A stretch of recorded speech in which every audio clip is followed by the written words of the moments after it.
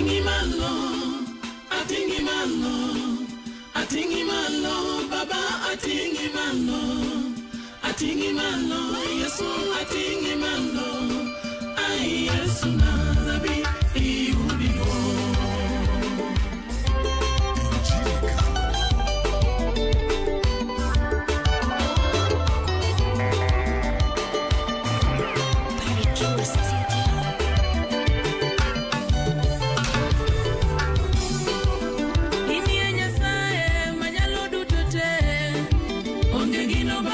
Shakele nyimi mutamiloyo Koka neno giwanga Pepuka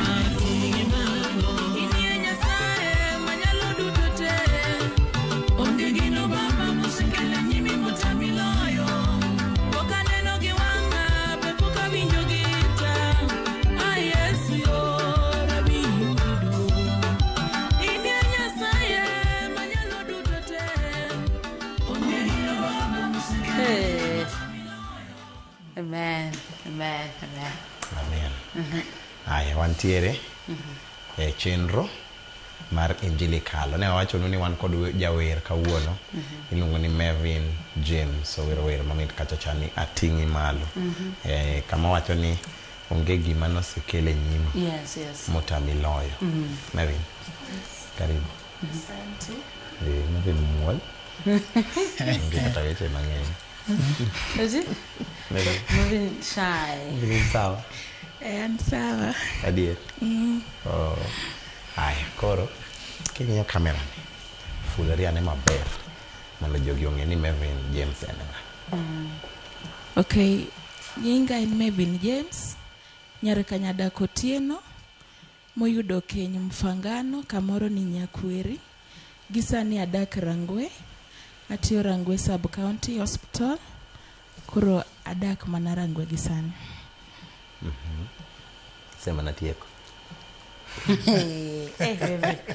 Iwawa yawa.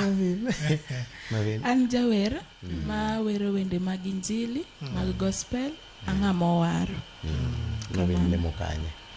Aleme kanisa mar Arege Maranatha, Rangwe. Okay. Kamano. Ken. Mevin machegni kabisa. Asante sana. Los kodwa safari mari osebedo nade ministry kae. Okay, ministry mara achako wer ka pod anyathi school. Okay. Ema achako gole e wendena mag Injili kane university Masinde Muliro. Mano ne en 2022. Kamano koro okanyal wacho ni osebedo na matek. Kata seche moko nyalo bedo be matek matin, but anyalo wacho ni duto te awene Nyasaye ema oseketo na mondo mi obed na mayot. Kamano. First song nen mane? Onge gima tamo Yesu mane wachako godo cha. Okay. Kamano. Los kodwa the first time ni di studio. First time recording. No chalo nade. Okay, first time manadhi studio nen challenging matin. Nikech gima pok ni experience. Okay. Kokidwa chako timo. Koro ne producer siko nyisa mana ni awa wera wadhi adhiya. But Nyasaye no miya teko mana timo recording matieko. Okay. Kamano. Ingi kata mentor kata natma inyalo ni aspire to be artist moro a gospel kai. A gospel kai kana chako wer to nairoga Phoebe Moses sana. Okay. Ne nomora na gwedhaga gi wende ne. Koro nagomboga ni yawa chieng' moro be nawere kaka Phoebe ni. Nachako admire Phoebe kantiere e secondary. Chieng' moro nayudo kane otimo nowere e tie nam Mabeya, anyar nam kocha. Koro kana neno te wacho ni yawa ambe chieng' moro anyalo timo kamae nikech noyudo kan gi mich mar wer. Koro nagombo wacho ni to Phoebe ni duonda mitna to kako wer ni bende mora. Koro nadhi e studio. To kana dhi e studio to Papa Jono Kidi be nopenja ni ng'amene no ka moriga e wer kata nanyise ni Phoebe to nyisa ni you can do it. Beda gi chir. Alafu lemie ibro neno ka imbe chieng' moro nigi kama chalo kamano. Iseromo gi Phoebe? Aseromo kode. Kendo tinde nosiepa sana. Kamano. Koro warit kolabo moro. Kamano. Aya, gi Papa Okidi. Sani ngi wende ariyo donge. Gi Papa Okidi. Papa Okidi en a producer kata jawer nyako Kets. Mano like the legends. Yes. Koro isetimo kolabo gi Papa Okidi. Kamano. Mano a new experience. Yes. No bedo nade. Okay, na mor kabisa. Nikech Papa Okidi gin jomoko minyalo gomba ni yawa. Kambe obedni anyalo kata timo kode collab. First song mara kana timo to nwawuoyo kode mowacho ni werni ber manyaka katamba kete dwonda. Koro nawinja ka mor kabisa. Mara ariyo ni be kana chaka timo to ochako yie okete dwonde. Awinjo ka agwedhora kabisa. Okay. Amen. Odhi maber. Odhi maber. Nikech joma odwano ochal kodgi kata joma timo godo collab, joma bende maybe samoro mi advice, gin joma beyo ministry kae, kendo aparo Mavin dhi medo dongore maber kabisa. To aparo ni Mavin meda timo kinda. Meda timo kinda nikech so far so good. Donge? So far so good. Koro meda timo kinda. Iwacho ni tiyo Rangwe Sub-County Hospital. I balance na de side no giwer, i make sure ni podin wero kodok piny ama ministry okireno kodok piny. Okay, thothne watiye shift. Koro yudo ka seche moko mostly an ga night shift. Koro miya thuolo maber odiochieng' mar dhi ministry, then Monday to Friday man ga tich. Okay. Saturday Sunday okadhi ga tich. Mano ber. Koro utiyo gi thuolo moyudo no. Donge. Mano ber. Aparo ni gi kama wachope na keni dadije dwani wachak wachwad moro. Winja moro achiel. Maybe wachak waduogo chako nyiswa koro ni mbele kai to koro chalo nade. To bio ojiwe kata jower mamoko ma gi nyingo mwaluongo godo ben wacho ni upcoming. Donge. Chipukizi. Maybe ni doga thuolo mar dhi chokroge mopogre. Yes. Yudo ga thuolo mar minister. Yes. Yo mayot. Yeah.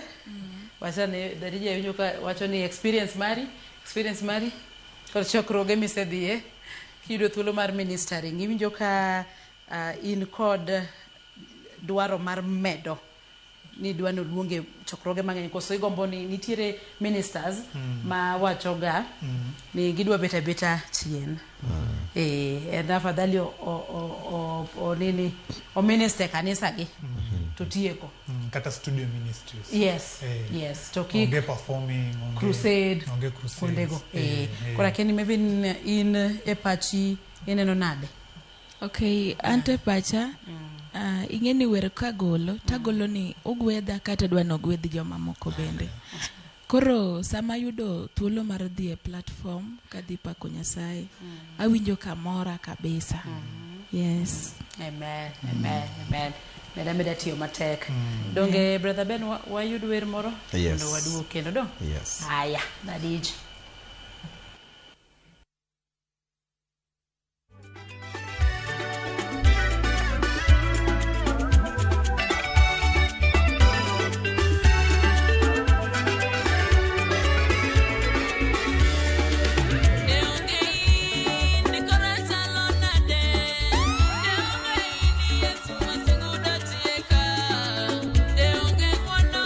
Manene timo e gimana, ala tingo dua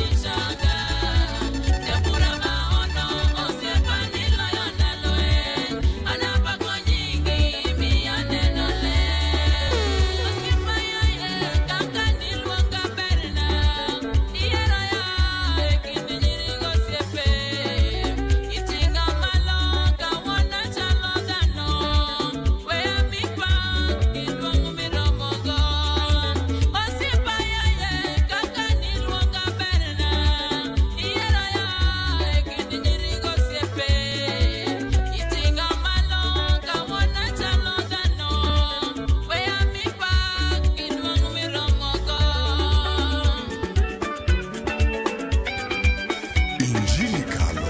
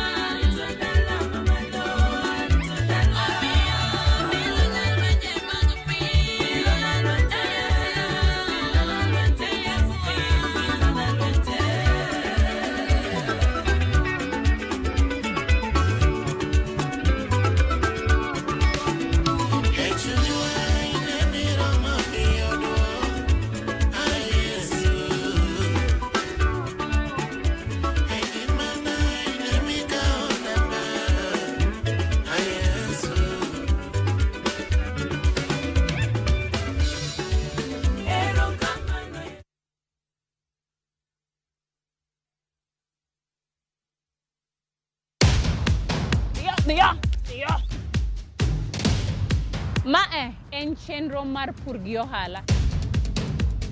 Kama wanono weche mag pur gi jopur manyachon kod nyasani. Kata madong na kaka mabe tuose dong. Watemo ng'iyo ni ginang'o ma jogo ne timo chon ma bende joma puro sani timo sani. Ke jwala no be kiweyo to the more ma jwala no bet go kanyo jwala no to piyo. Koro nyalo dogo ng'ado kendo stem marango mar avocado. Koro yath miluongo ne jwelo ne ema biro duogo ne remo cha mondo koro bed normal.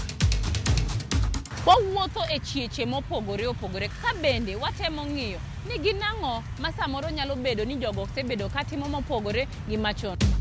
E kaunti mar Homa Bay kawuono an be afwenyo niya juice bende nyalo yudore to mana e yang'owa e rabuon. Omiyo tudri koda an Alori nyaka Black tich adek saa 1:45 to mana e Ramogi TV.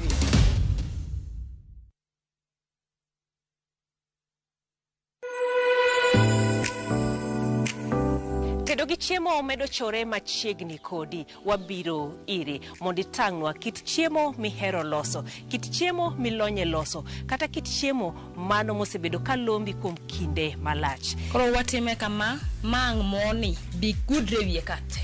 Kaunti ka kaunti ma intiere, obed Kisumu, obed Homa Bay, obed Siaya, kata manoero ma Migori, wabiro machiegni kodi e chenro ni mar tedo gi chiemo. This is healthy. You know, rechengi nutrients mangen, but ki keto deep fried nutrients go be. Kichwa ke mangen nutrients di. So that's why what you kama. Mi chiemo en bedo kanyakla kendo inywako ne lwedo ka ichame. Tudi koda Jael Lieta juma ka juma mano kanyero tich adek ka bende chenro ni inuoyo ngeso ka ngeso duto mana e Ramogi TV. Omit. Hera, Andoga, Adira. Naye kodi. Nokang'eni ni nyalo timre marich kamae. Ich lach ok duong' dhot. Obiro donjo to kao. Nyaka sani pod nikia gimoro amora mantiere pacha. Era miyo ng'ato bedo gi teko mar timo gimoro. Kendo nyalo lokore pap mar lweny. Odni opong'o mana hawi marach lilo. Makruok gi ng'ato nigi nengo mare. Ing'eyo gimarach kodi en ni onge ng'ata e piny kama bedo gi wat kodi. Oromoniti. Remo biro yiero bedo korka ng'a. Kata kapo ni wan jokor gi nyako, mano konyiso ni wan waonge ratiro mekwa, omiyo an abiro chung' kode. Onge gima siko kopondo nyaka chieng'. Sama dera chiegni, gik moko duto wang'. Sanju gi Rajiv en ng'at achiel. Wae donga wache dier. Parineti. Wuok tich nyaka ngeso. Saa 2:15 otieno.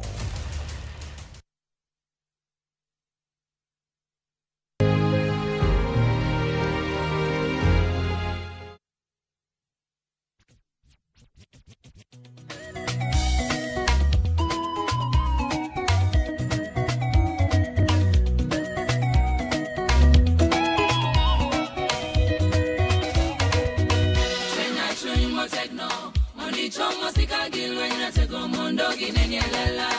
Trena chuny motegno. Moni chomo sika gilwenya tego mondo ginenielela.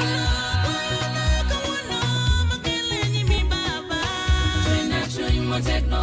Moni chomo sika gilwenya tego mondo ginenielela. Trena chuny motegno. Moni chomo sika gilwenya tego mondo ginenielela.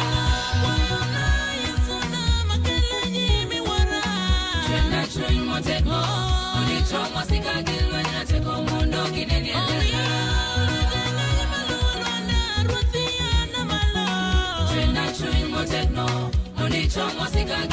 tego mondo ginenielela. Trena chuny motegno, oni chomo sika gilwenya tego mondo ginenielela. Trena chuny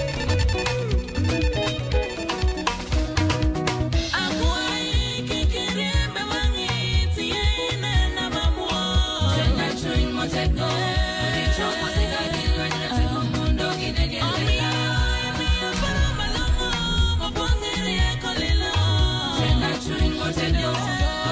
sika gilwenya tego mondo ginenielela.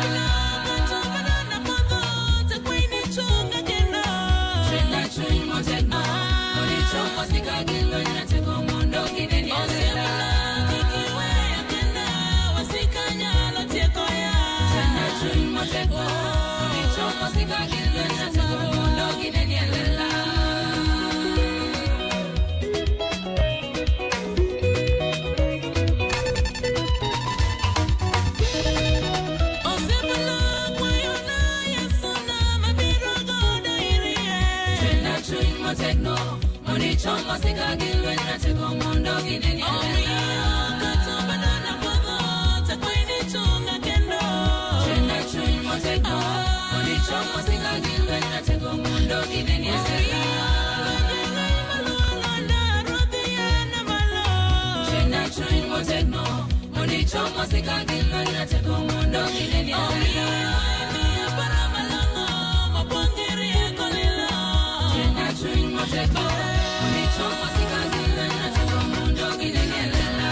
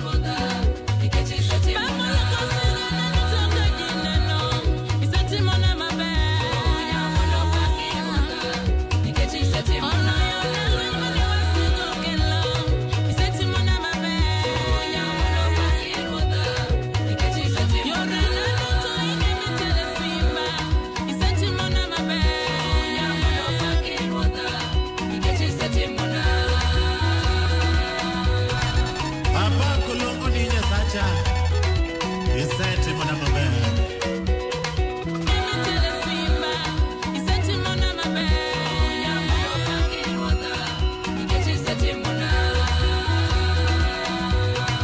Papa kulongo ni Nyasacha isetimo na maber.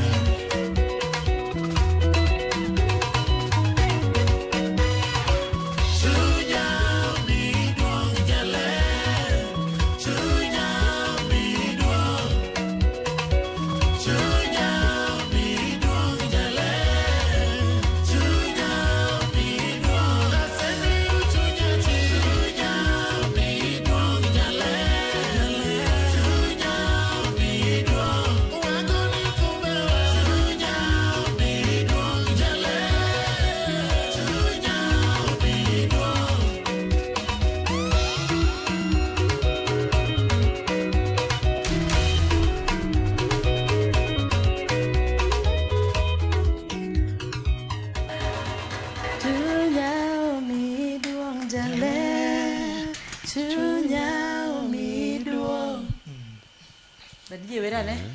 Chunya omiduong jale. Chunya omiduong. Holiday, mantiere holiday.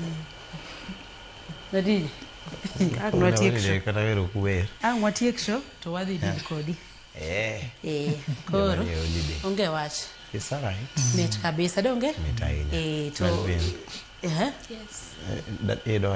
Awacho mana ni nitie joma gwedhre kae kod wende mag Mevin kabisa e Facebook ka gintie giwacho ni gin kae kendo gigwedhore mathoth. Enos Anguka wacho ni en kae, Evangelist Elio Ochieng bende wacho ni ogwedhre mathoth ahinya kod wende mag Mevin.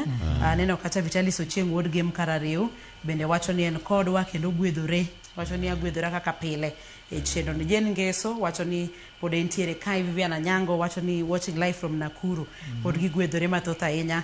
Aneno kacha Wilkisa Joseph bende nitiere Facebook kacha wacho ni Mevin James is a blessing. Paro ni ging'eny kae Mevin kendo jogo moheri nitiere kae. Paro ni kapok watieko Brother Bernard ni kod wach kodi kanyo. Mevin wer maber. Amano.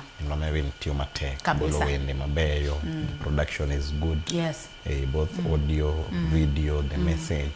Mevin nyiswa ni in koro kaka gospel artist. Kiweyo koro kama isechope sani.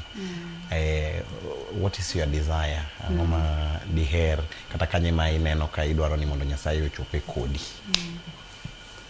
Okay. Gima dagombo mondo Nyasaye omed timona mondo adhi maber.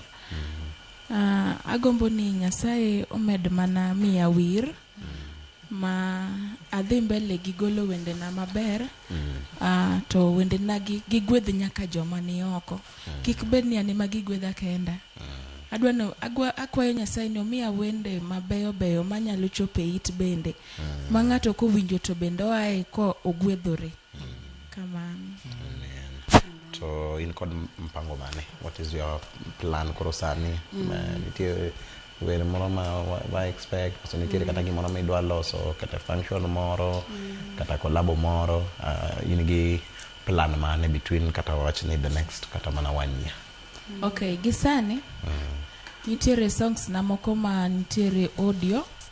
Aplano golo timo negi video soon. Alafu aplan timo launching mara next year dwe mara 8 ka Nyasaye otelie tangini bro bedo maber. Kamano. Pango time kanye? Apango time Asumbi.